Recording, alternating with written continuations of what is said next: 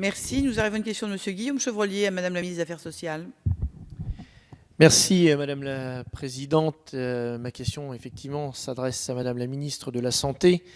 Je viens l'alerter sur l'inquiétude des Mayennais relative à la démographie médicale. En effet, notre département doit faire face à un manque probant de généralistes, dont le taux est de 67,5 praticiens pour 100 000 habitants, alors qu'il est de 100 praticiens pour 100 000 à l'échelle régionale. Nous avons aussi un manque de spécialistes, dont le taux, lui, est de 34,4 médecins pour 100 000 habitants en Mayenne, contre 63 à l'échelle de la région des Pays de la Loire et 87 pour la France métropolitaine. Ce manque de médecins se fait sentir en zone rurale, mais aussi en zone urbaine, puisque même la ville de Laval, notre préfecture, est touchée par ce phénomène. Pourtant, en matière de santé, le département de la Mayenne a été novateur, comme dans beaucoup d'autres domaines d'ailleurs, en lançant les premières maisons pluridisciplinaires, les premiers pôles santé et une organisation aussi mutualisée de la permanence des soins.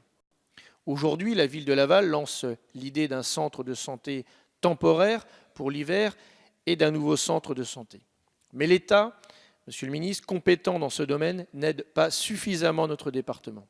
C'est ainsi que l'Agence régionale de santé prévoit la suppression prochaine de 15 lits en médecine générale au centre hospitalier de Laval et aussi au centre hospitalier du Nord-Mayenne qui a suscité des mobilisations.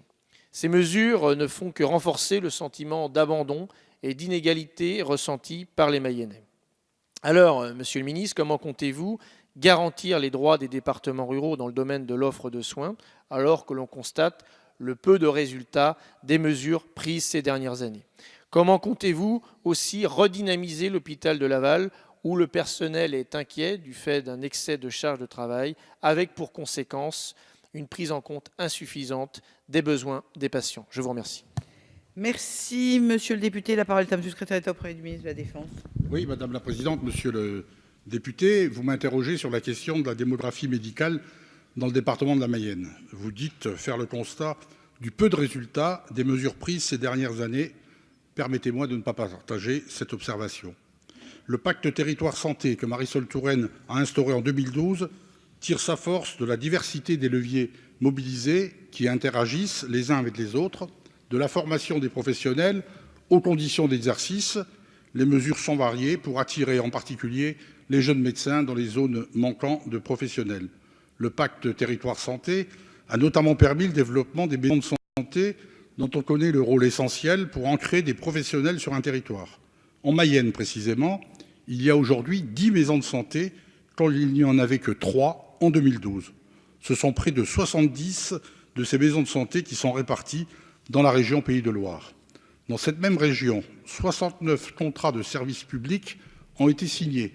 Autrement dit, ce sont 69 jeunes étudiants qui se sont engagés à exercer dans un territoire sous-doté en échange d'une bourse durant leurs études. J'en viens maintenant aux contrats de praticiens territoriaux de médecine générale, créés en 2012, qui assurent des revenus minimums en échange d'une installation dans ces mêmes zones sous-dotées. Là encore, précisément dans votre département, la Mayenne, compte 6 de ces PTMG. Concrètement, grâce aux mesures prises dès 2012, il y a déjà 6 jeunes médecins généralistes qui sont installés aujourd'hui, qui participent déjà à l'offre de soins dans votre département.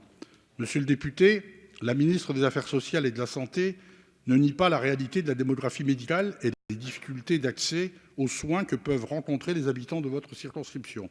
Mais laisser entendre que les mesures prises depuis 2012 ont peu de résultats, c'est dire à tous les professionnels de santé que je viens de citer que leur présence au quotidien n'apporte rien.